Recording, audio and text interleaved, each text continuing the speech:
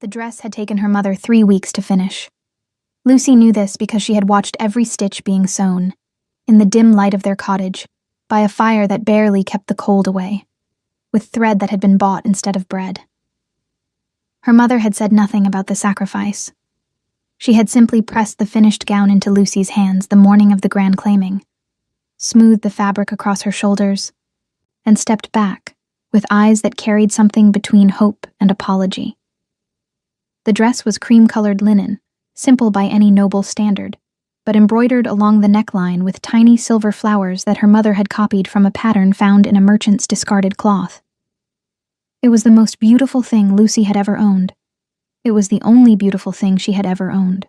She wore it now as she walked the stone corridor toward the great hall of Clan Aldervane, her braid falling over one shoulder, her hands clasped in front of her to keep them from trembling. Around her, other women moved in clusters, daughters of merchants, daughters of lesser alphas, daughters of packmen with land and coin and names that mattered.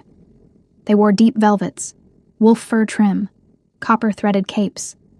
They laughed easily. They belonged here in a way Lucy could feel she did not. But Cole had promised. That was the thought she kept returning to, pressing it like a thumb against a bruise to remind herself it was real. Cole Aldervane, second son of the Aldervane Alpha, had come to her father's house twice in the past moon cycle. He had stood in their low-ceilinged kitchen, too tall for the room, and told her that she would not enter the grand claiming alone. He had taken her hand, her rough, work-worn hand, and said the words clearly, "I will choose you in front of the Alcatia. I give you my word." Her father had wept quietly in the corner. Her mother had gripped the edge of the table. Lucy had believed him. She believed him still as she passed under the carved stone arch into the great hall, where hundreds of wolves gathered in their finery beneath banners that hung from the ceiling like the flags of old wars. Torchlight fell amber across stone floors strewn with pine needles and dried herbs.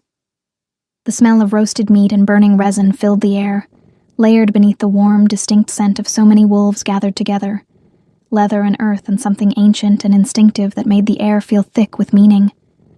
At the far end of the hall, a raised platform held the Elder Council of Clan Aldervane. Beside them stood Cole. Lucy saw him immediately. She always saw him immediately. She had trained herself out of that habit for months and failed every time. He was tall and broad-shouldered, with the easy confidence of a man who had never once questioned whether he was welcome in a room. He wore the Aldervane colors, charcoal and copper, and his dark hair was pulled back with a leather cord. He was speaking to someone beside him, laughing at something, his posture relaxed and unbothered. He had not seen her yet. She found a place near the left wall, close to a stone pillar where she could stand without drawing attention. Her friend Petra appeared beside her moments later, slightly breathless, her dark curls escaping their ribbon. Petra was the daughter of the Aldervane's head healer, better positioned than Lucy, though not by much. And she had been the only person who had not told Lucy she was foolish for believing Cole. "You look beautiful," Petra said, taking her arm. "I look like I tried," Lucy answered. Petra squeezed her arm and said nothing, which was its own kind of honesty. The ceremony began with the ringing of the iron bell above the main doors, 3 deep strikes that silenced the hall like a hand pressed over a mouth. The Elder Council rose. The Aldervane Alpha, a heavy-set man with gray at his temples and authority in the set of his jaw, stepped forward to speak the old words of the claiming. Lucy had heard them described before, never witnessed them. The formal choosing of mates at the grand claiming was one of the few traditions that still bound all clans together under a shared ritual.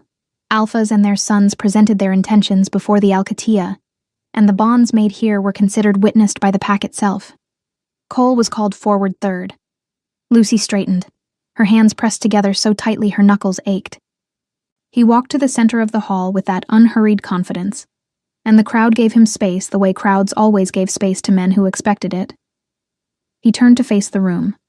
His eyes moved across the gathered women in the way eyes do when they are searching. And Lucy felt her heart lift against her will, that involuntary, desperate hope rising in her chest like something she could not hold down, even knowing she should. His gaze found hers. For one moment, one single, suspended moment, she thought she saw recognition, even warmth. Then his eyes moved past her. "I choose Marin of Clan Duskhollow," he said clearly, his voice carrying across the silent hall without effort. "Daughter of Alpha Duskhollow, mate bond willing." The hall responded with the low sound of approval, of social machinery turning smoothly. A young woman in deep blue silk stepped forward from across the room, her chin lifted, a small satisfied smile on her lips. She was beautiful. She came from land and lineage. She made perfect, obvious sense. Lucy did not move. She was aware of Petra's hand tightening on her arm. She was aware of the torchlight, too bright suddenly, and the smell of pine needles, and the sound of her own breathing. She was aware of the cream-colored dress her mother had stitched by firelight for 3 weeks, the silver flowers along the neckline, the thread bought instead of bread. She was aware of the exact moment she understood that Cole had never intended to choose her at all. She would not cry. She had decided this before she had even walked through the door tonight, some protective part of her having always known that hope and certainty were different things. She would not cry, and she would not stand here against this pillar for 1 moment longer than she had to. "I need to leave," she said quietly to Petra. "Lucy." "I'm not running. I'm just leaving." She unclasped Petra's hand gently, deliberately, and stepped away from the pillar. She moved toward the side corridor, not the main entrance, which would require walking past too many people who had been watching, but the narrower servants' passage that ran along the east wall. She kept her shoulders straight. She kept her chin level. She was almost to the passage entrance when the doors at the far end of the hall opened.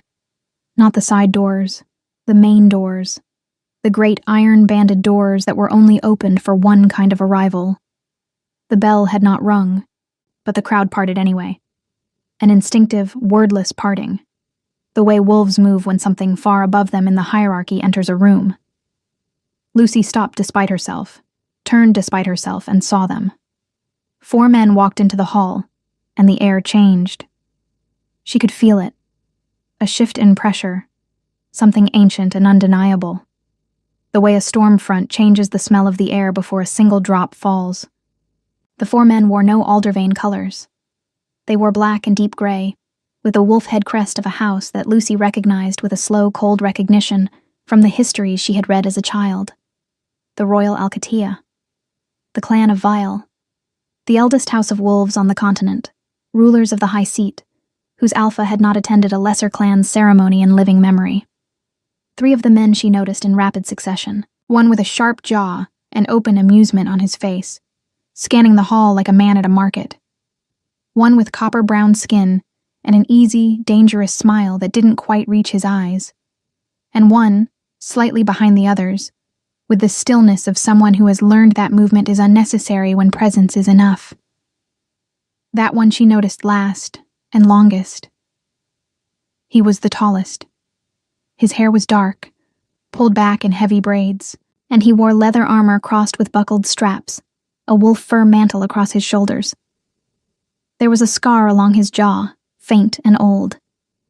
His eyes were pale, startlingly pale, silver gray in the torchlight, and they moved across the room with the unhurried patience of a man who had never once needed to look twice at anything, until they stopped. They stopped, and Lucy realized with a sensation like stepping off a ledge in the dark, that they had stopped on her. Not on the women in velvet and wolf fur trim, not on the noble daughters with their copper-threaded capes.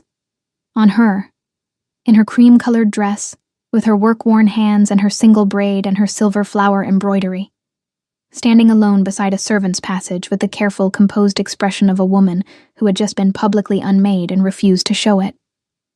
The man with the easy smile leaned toward the one with the braids and said something. The one with the braids did not look away from Lucy. He did not respond. Petra appeared at Lucy's shoulder again, her breath short. "Lucy," she whispered. "That is King Leander of Vale." Lucy knew. She had already known. In the same way she had known the dress would not be enough, and the hope would not hold. Some part of her always knowing things, slightly too late to change them.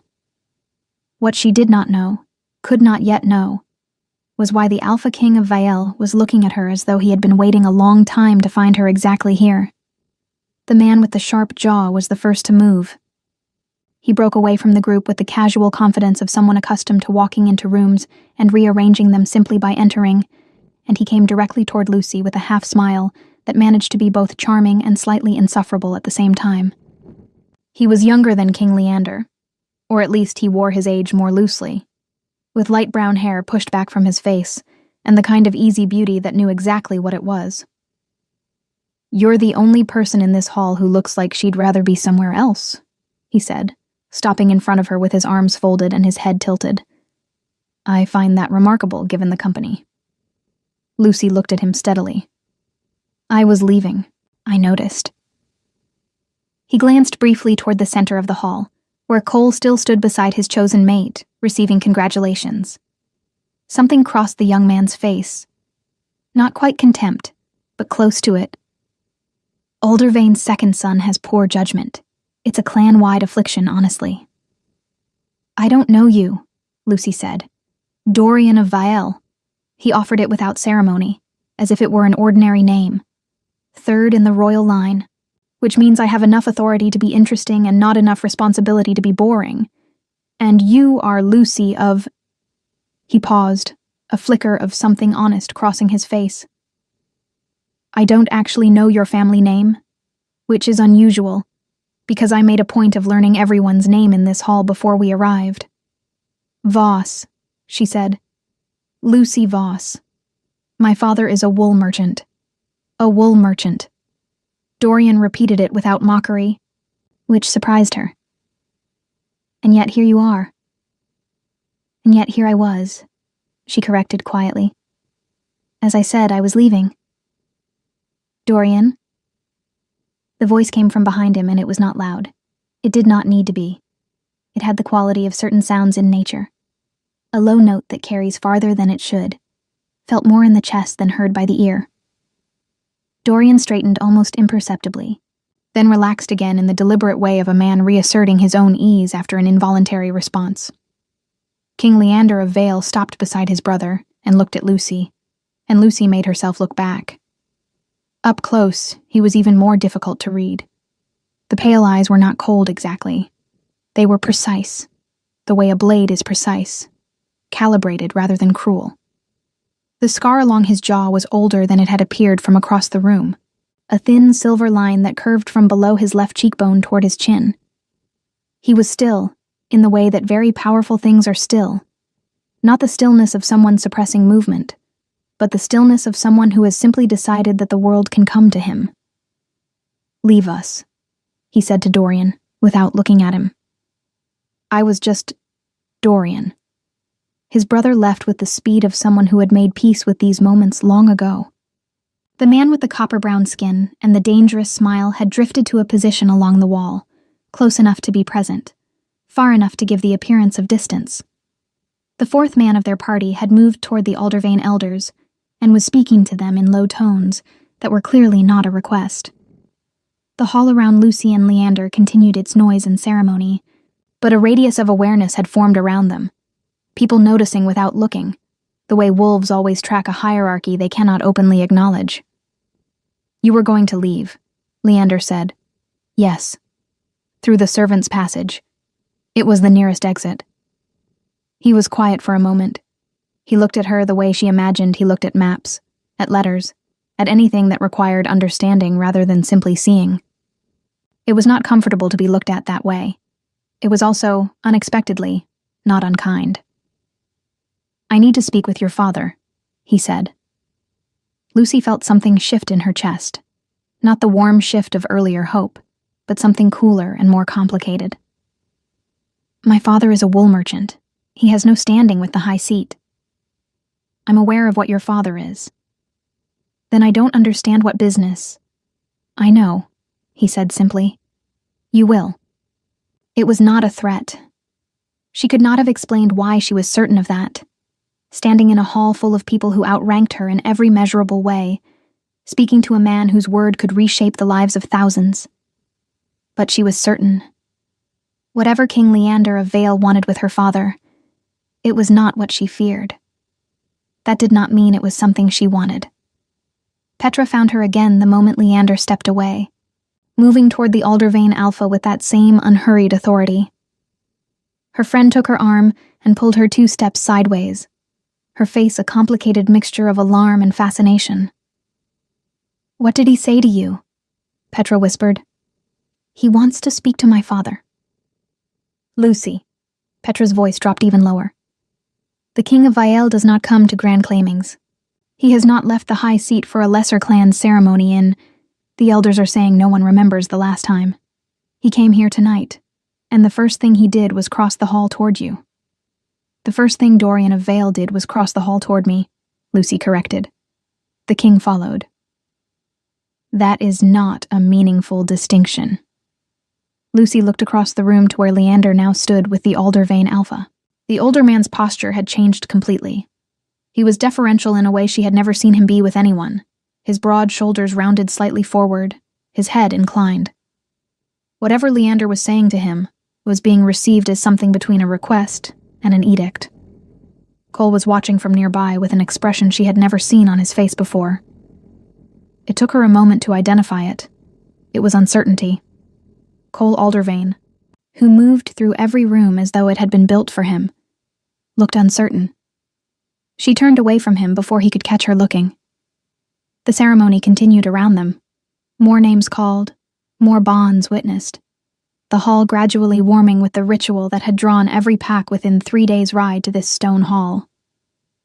Lucy remained beside her pillar, no longer trying to leave, not entirely sure why. Some instinct had shifted in her, the same protective instinct that had kept her composed through the humiliation of the claiming, now telling her that leaving before understanding what was happening would be a different kind of mistake.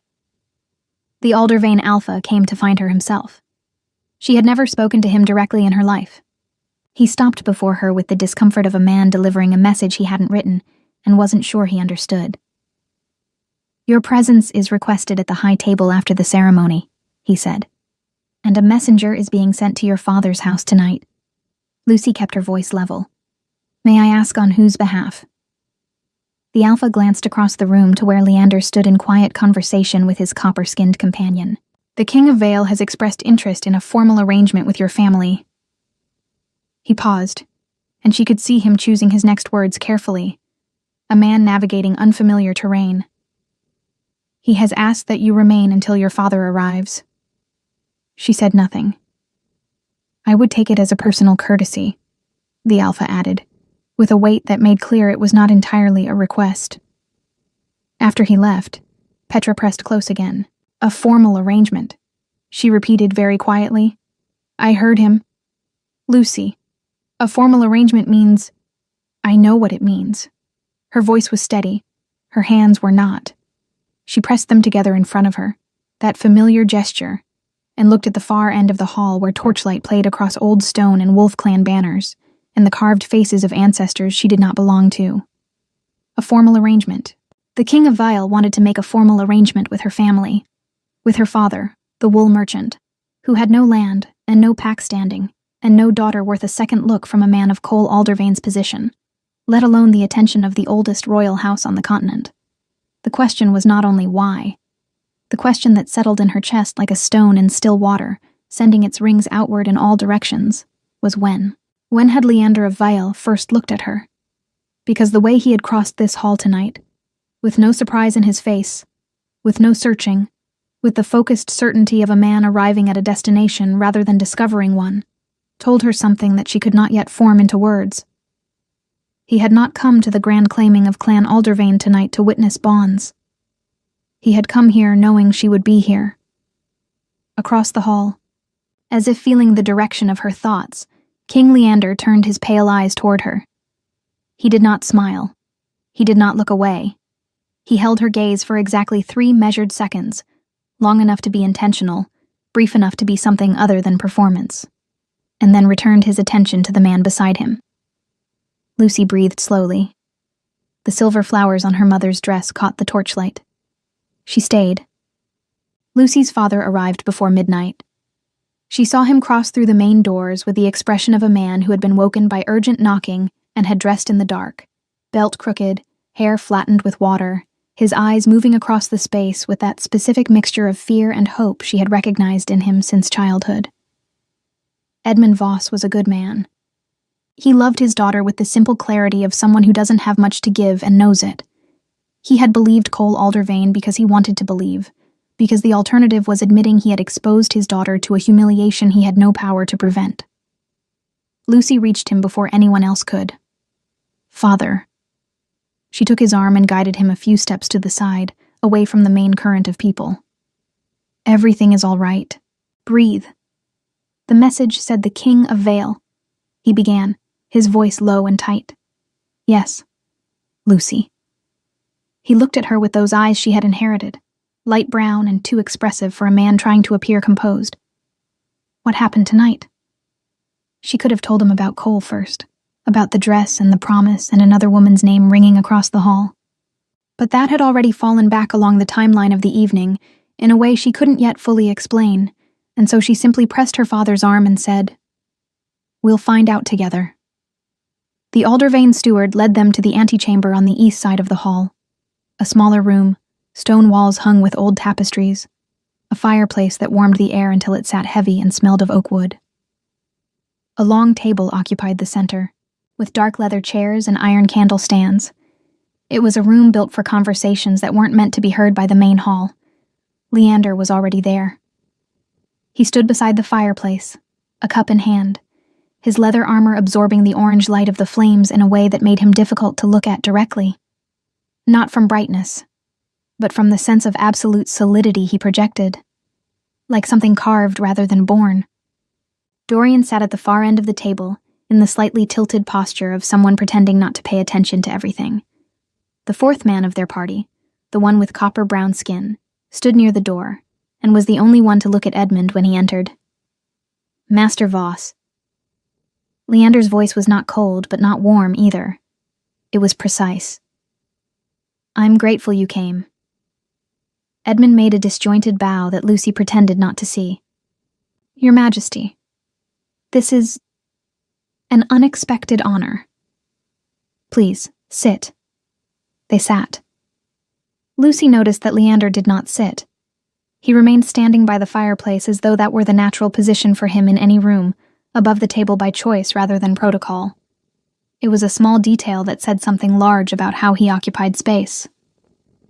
"I'll be direct," said Leander, and Lucy noticed he looked at her father, but kept something in the angle of his body turned toward her as well. 6 years ago, I passed through the merchant route at Velbrook during a border inspection. Your daughter was 22. She was at the market, with your wife." Edmund opened his mouth and closed it. Lucy went absolutely still. 6 years ago. She had been 22, at the market in Velbrook with her mother, buying linen thread because the winter had been hard, and processed wool was expensive. It was an ordinary memory, one among hundreds of similar mornings.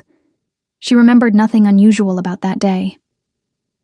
"I noticed her," said Leander simply, as though that explained everything and nothing at the same time. "Her scent was different from anything I had encountered before."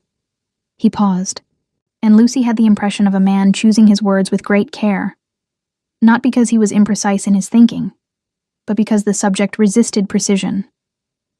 "I didn't act in that moment.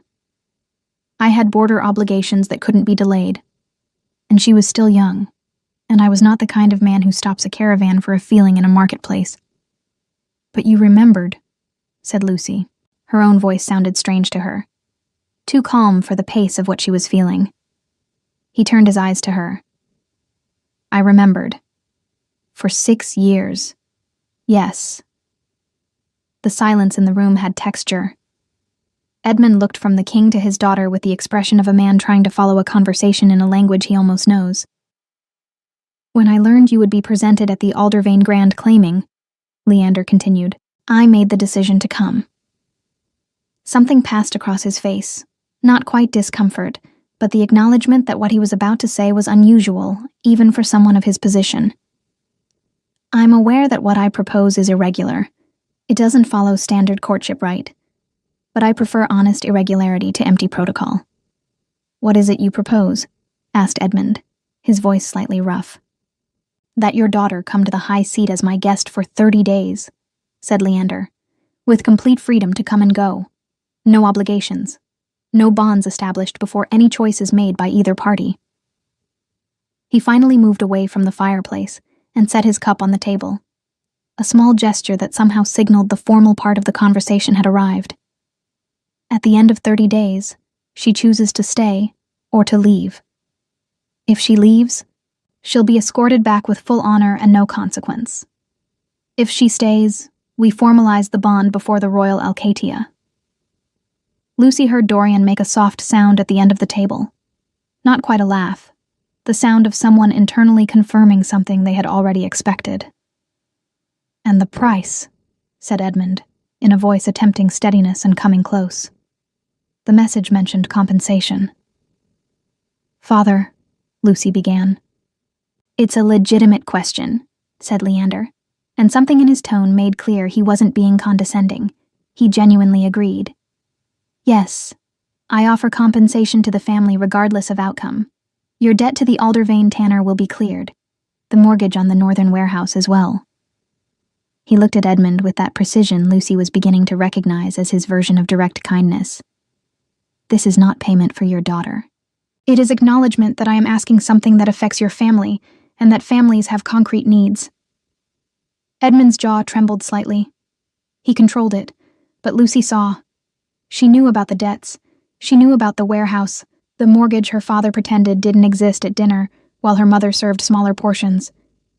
She knew that Cole Aldervane had been, among other things, a solution her father had embraced with desperation disguised as hope. And now the King of Vael was standing in this room offering to erase that weight as though it were a minor detail in a larger proposal. "May I speak with my daughter alone?" Edmund asked. "Of course." Leander moved toward the door without hesitation, and Dorian rose with him, and the copper-skinned man opened the door from outside.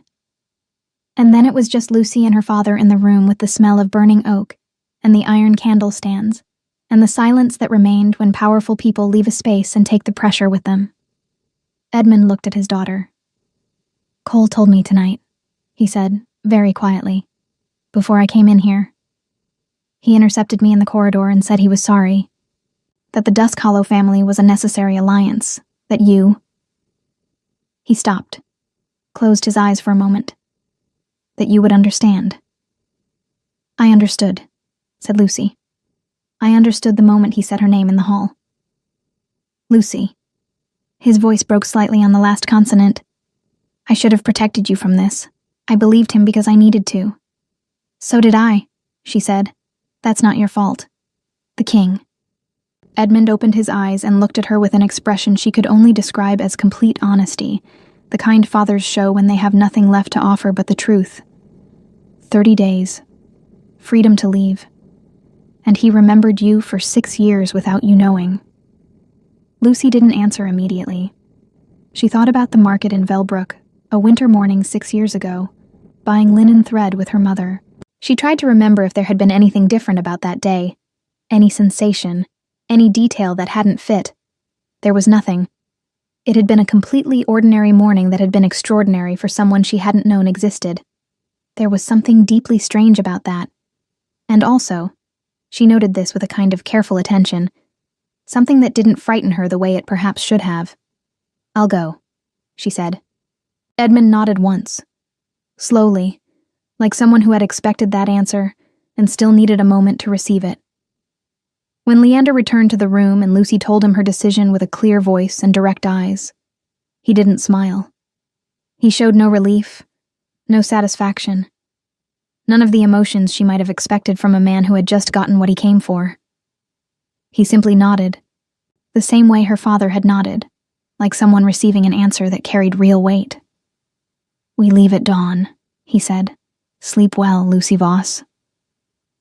It was the first time he had used her name. She couldn't identify why that mattered as much as it did. The high seat of Clan Vael sat at the top of the world. That was how it felt, at least.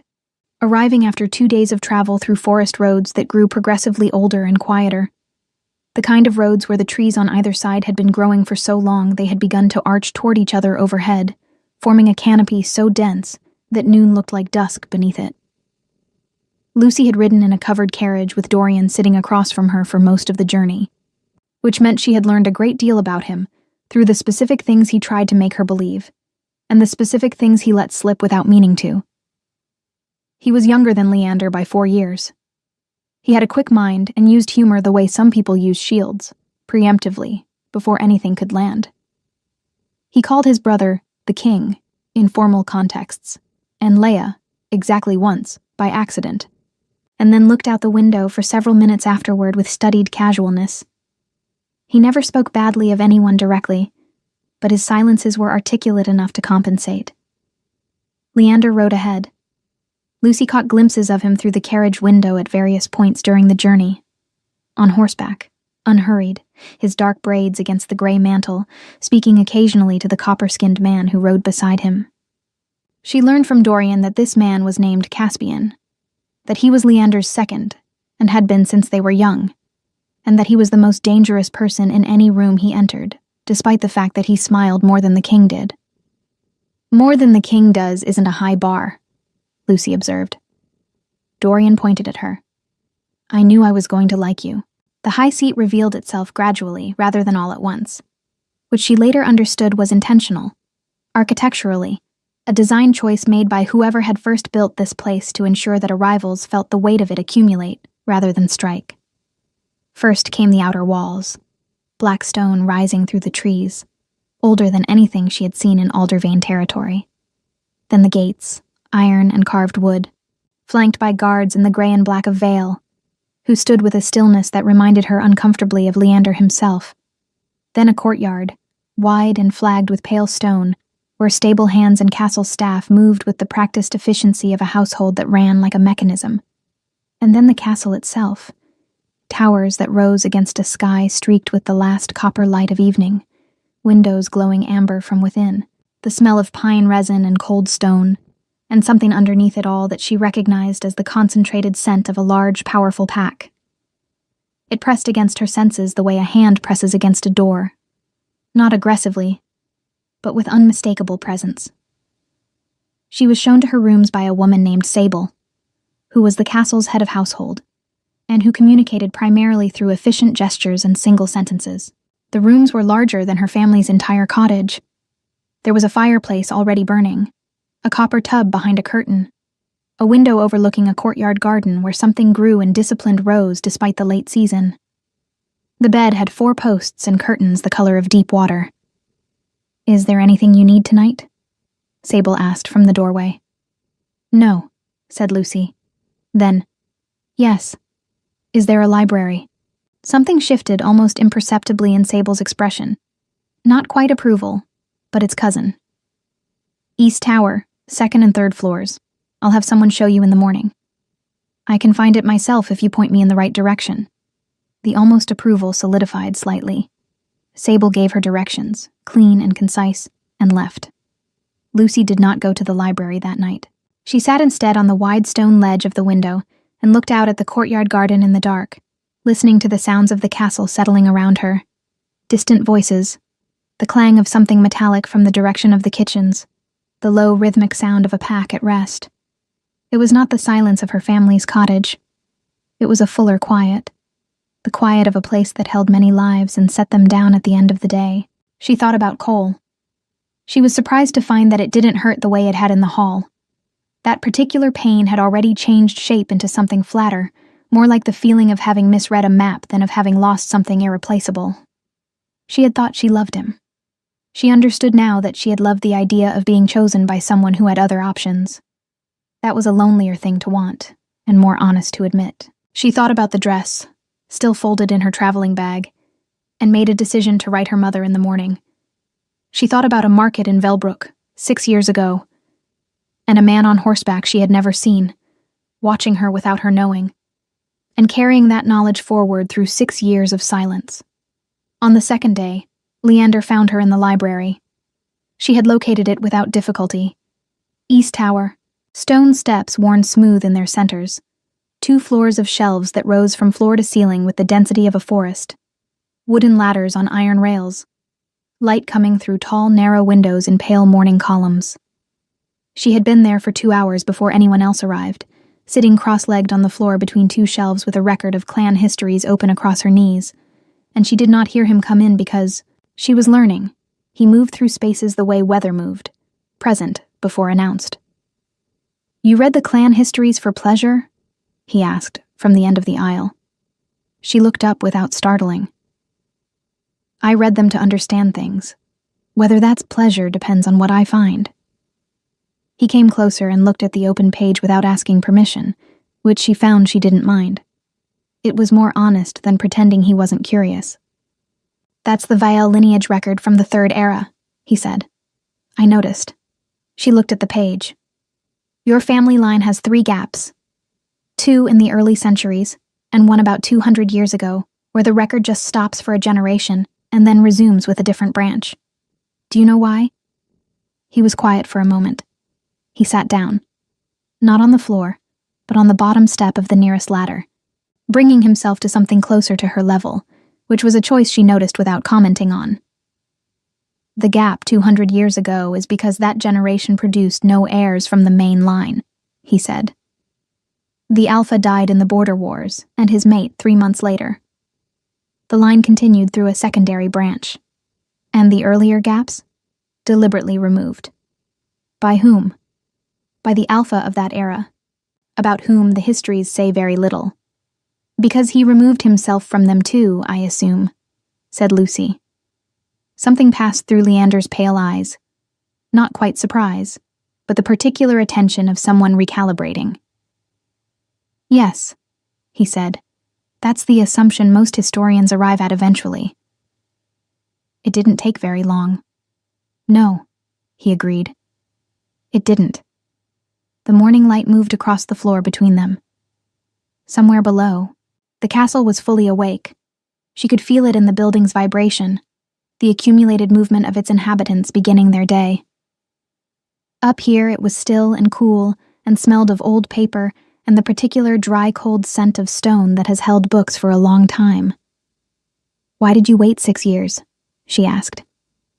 The question had been sitting in her since the antechamber at Aldervane, and she had decided somewhere on the road here that she would ask it directly when the moment allowed. "You said you had border obligations that day in Velbrook, but 6 years is not one delay." Leander looked at the library window for a moment. When he looked back at her, there was something in his face she hadn't seen there before. Not vulnerability exactly, but the absence of the careful precision he usually wore. "I came to find you twice," he said. "Once, 8 months after Velbrook, I sent scouts to Velbrook to locate your family. I learned your name. I learned your father's trade." A pause. "I learned that you were being courted by the second son of a respected family, and that your father considered the match promising." Lucy went very still. "I did not want to arrive as a disruption," he said. "You were not mine to disrupt. And the second time? 2 years ago, I came personally to Velbrook." His jaw shifted slightly. "You had already moved to Aldervane territory. Your family had relocated for your father's business." He said the next part with the flatness of someone reporting a fact that had cost something. "I arrived 3 days after you left." The library was very quiet. Lucy thought about 3 days. About the gap between what happens and what almost happens. The distance that isn't measured in miles. She thought about her mother, who had told her once that the hardest thing about love was not the finding, but the timing. That the world was full of right people in wrong moments, and that patience was not passive, but the most active thing a person could practice.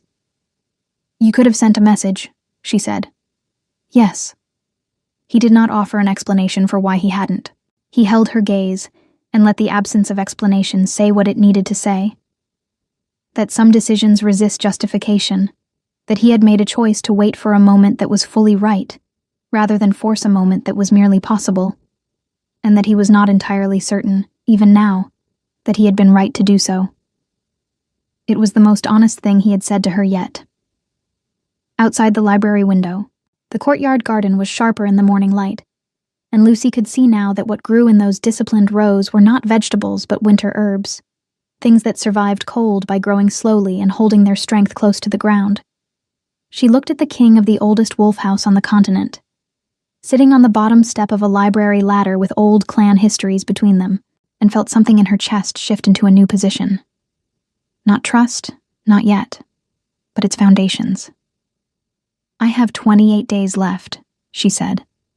"You do," he said. "Then I'm going to keep reading." She looked back down at the page. "You can stay if you want." He stayed. The 28 days did not pass the way Lucy had expected. She had prepared herself, somewhere on the road to the high seat, for a performance, for the curated version of a king's life presented to a woman he was trying to impress. Carefully arranged days full of grand gestures and orchestrated moments designed to make leaving feel impossible. She had prepared her resistance to exactly that, the way one prepares for a specific kind of weather, carrying the right coat before stepping outside. What she got instead was something she had no coat for. Leander did not perform. He simply continued to exist, in the same precise and unhurried way he had existed in the antechamber at Aldervane and in the library on the second morning, and he allowed her to observe that existence without managing what she saw. She was present at council meetings because she asked to be, and he said yes without hesitation. She sat at the long table in the war room and listened to disputes between lesser packs and watched him make decisions. Not quickly, never quickly, but with a completeness that meant he rarely had to revisit them. She asked questions afterward, in the library or in the corridor or once in the courtyard garden where he walked in the late evenings, and he answered them with the same directness he had shown from the beginning. Dorian orbited these exchanges with transparent delight, contributing commentary no one had requested. Caspian watched everything and said very little, and on the 9th day, told Lucy without preamble that she had good instincts, and that the king had been difficult to be around for 6 years, and that he personally hoped she would stay. Then he walked away before she could respond. What she was beginning to understand was simply how he concluded conversations. Petra's letter arrived on the 12th day, carried by a Voss family messenger, who had also brought a small package from Lucy's mother, dried winter herbs wrapped in cloth, the kind used for tea when the cold settled in the chest, and a note in her mother's handwriting that said only, "The silver flowers looked beautiful on you. Whatever you choose it fully." Lucy read the note 3 times and put it under her pillow. Petra's letter was longer and considerably more eventful. Cole Aldervane, it reported, had already begun to show the particular restlessness of a man who had made a practical choice and was discovering that practicality, without feeling, is simply arithmetic. His new mate was everything a political alliance required. The Aldervane Alpha was satisfied. Cole himself had been seen twice in the week since the grand claiming, standing in the outer courtyard of the hold in the early morning, looking at nothing specific, which Petra described with the precise language of someone who had been watching carefully and had conclusions she was too kind to state directly. Lucy folded the letter, put it with her mother's note, and found she felt nothing about Cole that resembled longing. What she felt was closer to clarity. The particular relief of understanding, finally, what something actually was, versus what she had needed it to be. On the 14th day, exactly halfway through her 30 days, something happened that she had not prepared for at all. She had gone to the castle's lower records room alone, following a question raised by the clan histories she had been reading. A reference to an old Vael lineage called the Ashveen line, which had appeared twice in marginal notations without explanation. The lower records room was colder than the library, less organized, with scrolls stacked in iron-banded cases, and the smell of old dust and something faintly metallic underneath. She had found 2 references to the Ashvine name, and was reaching for a 3rd scroll when she heard voices in the corridor outside. Leander's and another she didn't recognize, low and tense. She was not trying to listen. She stayed still out of the instinct of someone who has grown up in small spaces where sound carries, and interrupting important conversations is its own kind of damage. "The Aldervane delegation arrives in 4 days," said the unfamiliar voice. It belonged to someone with authority, not Leander's, but the kind built through long service rather than birth. "They will expect an audience." "They'll have one," said Leander. "The second son is among the party." A pause. "I'm aware." "He is requesting—" A slight hesitation, the hesitation of someone delivering a message they find distasteful. a private audience, separate from the formal delegation. The stated reason is a personal matter. The silence that followed was brief, but total. Denied, said Leander. He attends with the delegation or not at all. He may press the matter. Let him. The voices moved away down the corridor. Lucy remained where she was for a moment with the old scroll in her hands, looking at the dust motes moving in the cold air, and felt something consolidate in her chest that had been forming gradually for 14 days. Something she had been watching approach from a distance, the way one watches weather come in from the sea, unable to stop it, and no longer certain she wanted to. She put the scroll back and went to find Leander. He was in the war room, alone for once, standing at the large table with a map spread open before him, tracing something with one finger. He looked up when she entered, and something in his face settled. The nearly invisible shift she had learned to recognize as the equivalent, in him, of what more expressive people did with their entire bodies. The Aldervane delegation, she said from the doorway. You heard. Enough. She came into the room and stood across the table from him. You denied Cole a private audience. Yes. Why tell me? I wasn't going to, he said. But you came to find me, which suggests you already know what you want to say. Lucy looked at the map between them. She could see it was the northern border, old boundary lines in faded ink, with newer notations added over them in a darker hand. She thought about borders and boundaries, and the lines that held things apart, or held things together depending on which side of them you stood on. I was in that records room looking for information about the Ashvane line, she said. Something changed in his face. Not alarm, Leander did not do alarm, but a heightened quality of attention, like a flame given more air. I found 3 marginal references, and no explanation, she continued. But the notations appear in records from the same era as the gap in your lineage 200 years ago. And the handwriting in the margins is different from the main record. Someone added those references later and didn't sign them. She paused. I think the Ashvane line is the secondary branch your lineage continued through. I think someone recorded it quietly because the official record had been sealed. Leander was very still. The Ashvane name, he said after a moment, appears in one other place. He moved around the table, not quickly, but with the kind of directness that meant he had made a decision before the movement began, and opened a drawer set into the table's side that she hadn't noticed. He took out a small document, old and handled at the edges, and laid it flat on the map. Lucy looked at it. It was a lineage record, handwritten, short, only 3 generations. At the top, the Ashvane name. At the bottom, a name she didn't recognize. A woman's name, with a date of birth and a notation beside it in the same marginal hand she had seen in the records room. Bloodline intact. Scent preserved. Status unknown. She read it twice. The third time her eyes caught the family name beside the woman's given name, and the room tilted slightly. The family name was Voss. She looked up at Leander. My grandmother, she said. It was not a question. The pieces had arranged themselves with the silent speed of things that had always been true. Your grandmother, he confirmed. Maren Voss, born to the Ashvane secondary line, who left the Pack territories at 20 years old and married a merchant in Velbrook, and never told anyone what she came from. He held her gaze. I found this 3 years ago, after I missed you in Velbrook by 3 days. I had someone trace the Voss family line. A pause that held significant weight. What I noticed in that market in Velbrook was not random, Lucy. Your scent carries the Ashvane signature. It's one of the oldest bloodlines in wolf history. It's been dormant in your family for 2 generations. Lucy sat down in the nearest chair, not from weakness, from the need to be in contact with something solid, while she reordered what she understood about herself. She thought about her grandmother, whom she had known as an old woman with quick eyes and a habit of silence and hands that were always warm. She had died when Lucy was 12. She had never spoken about her family, her origins, her life before the merchant she had married. Lucy had always assumed there was simply nothing to tell. She knew. Lucy said. Almost certainly. And she chose to leave it behind. She chose to live outside it, said Leander. That's different. He came around the table and sat in the chair beside her, not across, beside.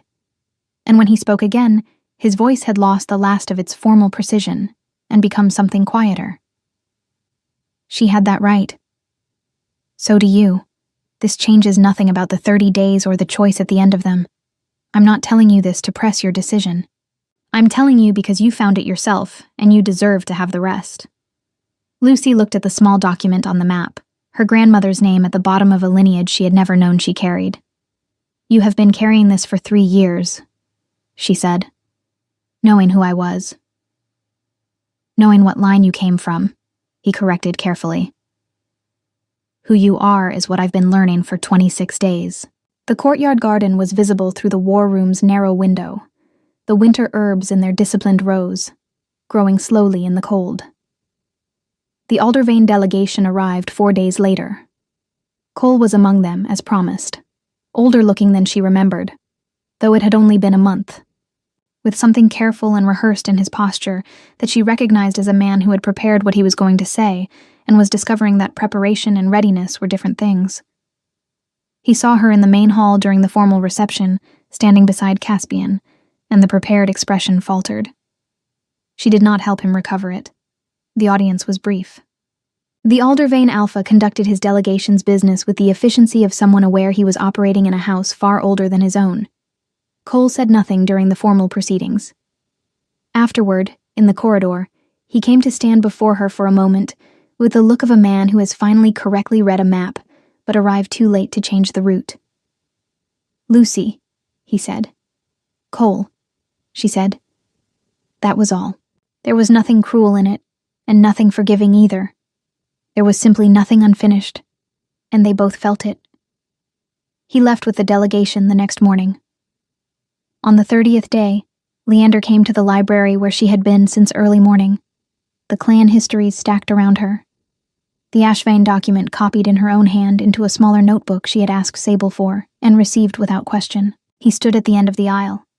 She looked up at him. I'm not leaving, she said.